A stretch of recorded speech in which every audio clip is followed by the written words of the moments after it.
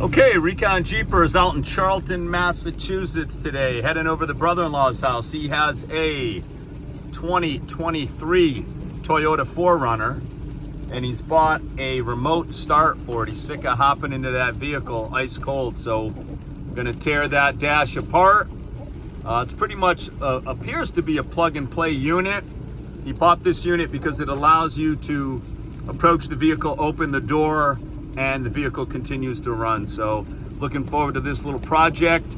We'll try to go in some good detail as to what parts of the dash we have to take apart and how we install it. Oh man, how am I gonna do a video if you already got half the shit apart? I just grabbed the easy panel something. I just disconnected the battery.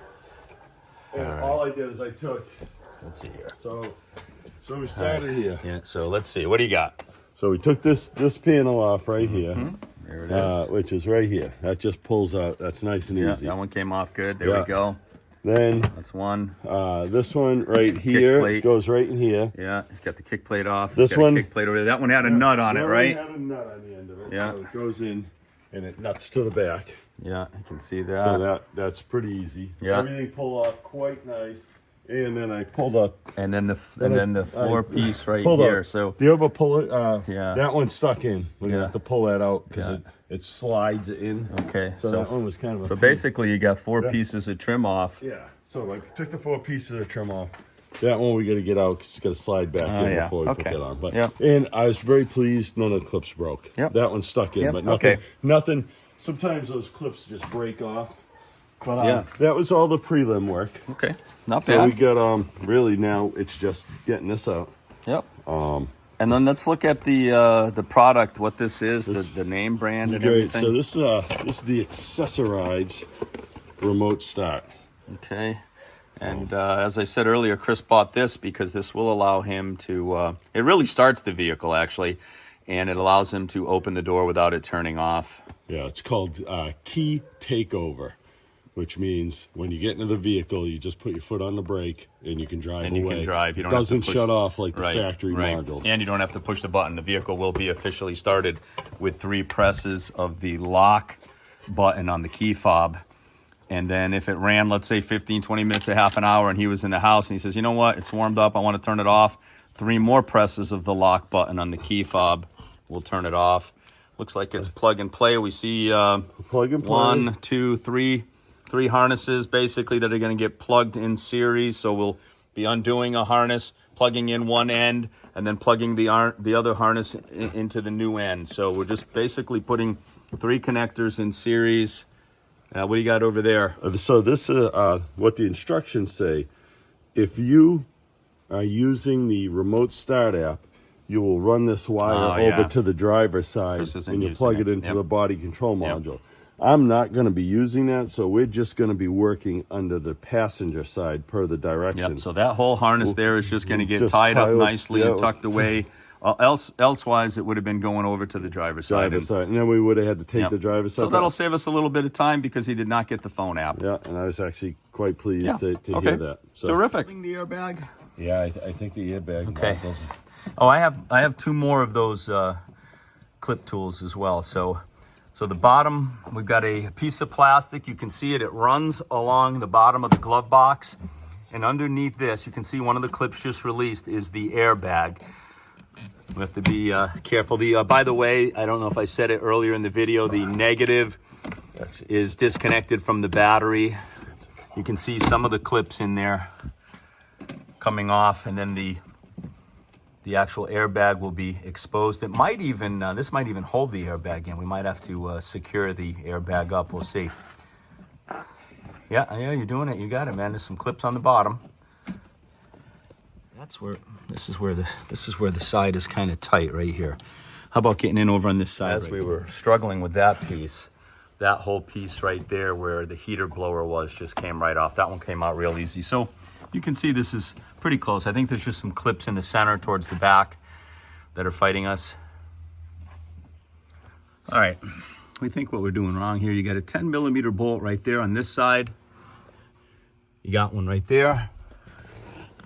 And then one on the top. I think once those 10mm head bolts come out, this assembly will roll out, and then we can better better see this plastic trim if it does need to come off, or maybe it can just stay attached to the airbag and just, we can tie wrap it up out of the way. Okay, just a little update. What you see is the Toyota 4Runner airbag right there. And we basically took the one bolt off of this side, two off the side towards the center console. And see that yellow wire that feeds it right there? It had a lot of slack. So basically we just laid it in there and we got it resting on some of these harnesses. No problem. So that's good. You can see now in the back there some of the connectors that we're going to be undoing, but we still have to take apart. The glove box will be coming out as well. So there are plastic clips. See the bolts that are accessed now across the top, 3 of them? They had plastic clips that hide them. Chris just used the interior plastic tool and just popped them off. And of course those bolts will be coming out. Okay, so in regards to the glove box, there appears to be 2 10mm bolts. One of them's right over there where I'm flashing the light, and the third one was right there where Chris has that socket installed. No sides needed to come off. I thought the wording said remove the sides. Let me look at that. Okay, just pulled right out. And of course there is a electrical plug for a light. It's got a little clip that holds the cable.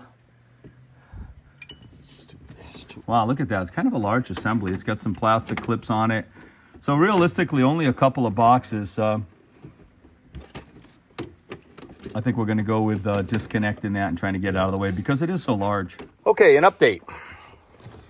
This plastic clip right here was in the side, stopping us from really taking the glove box and putting it down on the floor. The glove box assembly is huge, but it's out of the way. It's laying on the floor. Interesting footage of what an airbag looks like. You can see all the fabric. I don't know if they use like a CO2 cartridge or something, but that whole assembly is sitting out of the way. So now what we're going to be accessing, we'll get into more detail I think this is one of them, right? We're going to get the directions out, but basically we're going to be unplugging 3 particular plugs here. And as I said, plugging the new ones in series. It's just a plug and play unit. But a good look at what the type of technology and the amount of wiring and what's behind your dash of a 2023, right? 2022. 2022 Toyota 4Runner. Okay, our first plug is this large plug. I find that this flathead screwdriver works fine, but I'm going to point to what it is. Okay, I'm going to zoom in right there. See that right there? It's a little flapper wheel. And what you do is you push it that way, and then working the plug up and down sideways, it'll come out. So it's already started move. I got about 1/4 of an inch out, so I'm going to continue to pull that out. Zoom in. I'm going to zoom in to the flapper. This is the new one. So you can actually see I can take my finger. See how that's what you're trying to do when you release it. You're trying to push it over towards the passenger side, and then this plug pulls out.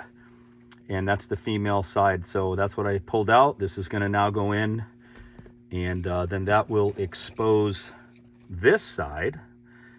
And then the existing plug that's right there right now will plug in there. So here we go. Stand by. Okay, let me zoom in. I'm underneath the dash now. You'll notice 2 black plugs next to each other. It appears to be the one on the right. So I'm going to do the same technique, release that flapper and pull that plug out. Okay, so I'm zooming in. That's unplugged up at the top. Here's my new plug. Notice the flapper is to my left. It's going to go in just like that. So here we go, okay? Now this one, okay, you can see I'm plugged in. Now this is going to curve around the same method we did on the last one and plug right into that. I'm going to make mention that that was a 16. The last one we're going to do is, I think, a 24. 12.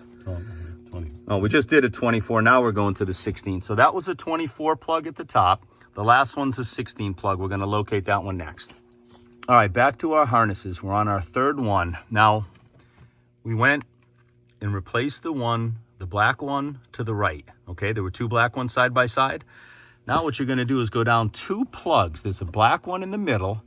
You want, and I'm going to zoom in, that white plug. You can see I'm zoomed into it. That's the one we're going to get. It's probably the hardest one to get to because it's right behind some of the air venting ductwork and so forth. But that's the 16 pin that's coming out next. All right, the final plug is in, okay? You can see it right there. I'm zoomed in, same as before. Now we'll curve this around. This one definitely was the toughest to get at, and it was also the toughest to plug in for some reason. So one more plug and we've got this thing. Okay, that's the third plug. I'm zooming in. It's plugged in. Above it was the second one, plugged in.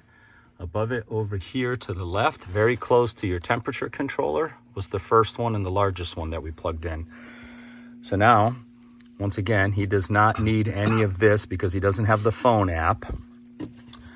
This is the brains of the operation. We don't close anything up until we test it, reconnect the battery and so forth. And then there's a little programming procedure that you do to basically activate it. So we're gonna connect the battery up next and close the doors and get in the vehicle and go through the programming process. And once we know that the vehicle actually starts and it's working okay, then we'll very carefully tie this up as nice as we can and put the dash back together. All right, you'll notice that Chris just hooked up the battery and we have a solid red light. He'll hop in the car momentarily and go through the programming process. Okay, you can see that I'm in the back of the 4Runner. Chris is getting the keys. We've got a solid red light on the brain, and he's going to read through this programming process, and we'll go through it. And then when the thing is all programmed, assuming that goes well, we'll get outside the vehicle and we'll actually start it with the key fob. Chris studying the directions. We got the unit. Without Correct. touching the brake, press the push to stop twice to turn the ignition on. The LED will flash green quickly. Once, twice. Perfect. Press the push to stop button once more to turn the ignition off, then twice to turn it back on. Yep. 1, 2. The LED will flash orange. There it is, orange. And then turn solid orange. Yep. Press the push to stop button once more to turn the ignition off. Correct. The LED will start flashing orange and green. Yep. Close all doors, hood, tailgate. Press the lock button on the OEM remote. Yep. Wait Lock it. 2 seconds, then press the unlock button on the OEM fob. Yep. Press the lock button. Yep. Wait 2 seconds and press the unlock button. Yep. The light on the module will turn solid green, then go out. Awesome. We've Dead nuts. successfully completed the programming sequence. All right. Once Programmed. all the doors, hood locks, now hit the lock button on the OEM 3 times. The vehicle will start and run. Yeah, so we'll step out of the vehicle and close everything up, and 3 presses of his lock button and the vehicle will start and run. So stand by. So Chris is hitting the lock button 3 times.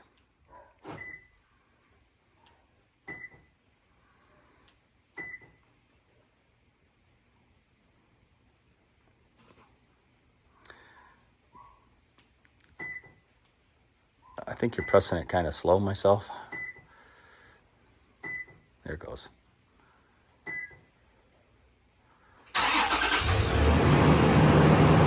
All right. Now the vehicle is most likely locked because he pressed the lock button 3 times. It started.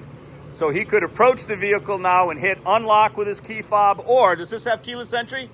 So he should be able to do keyless entry, hand behind the handle, hop in the vehicle, and it should stay running. Nice, it is. The vehicle's still running. Now, what's different than a lot of these is you don't put your foot on the brake and push the button now because it really has started the vehicle. So now, to drive this thing, you just push your foot on the brake for 3 seconds, and now he can put the shifter in gear and move the vehicle. Perfect. Perfect.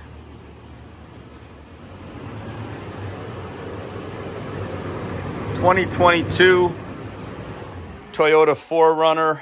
You can see Chris has painted his rims. He's upgraded to a larger all-terrain.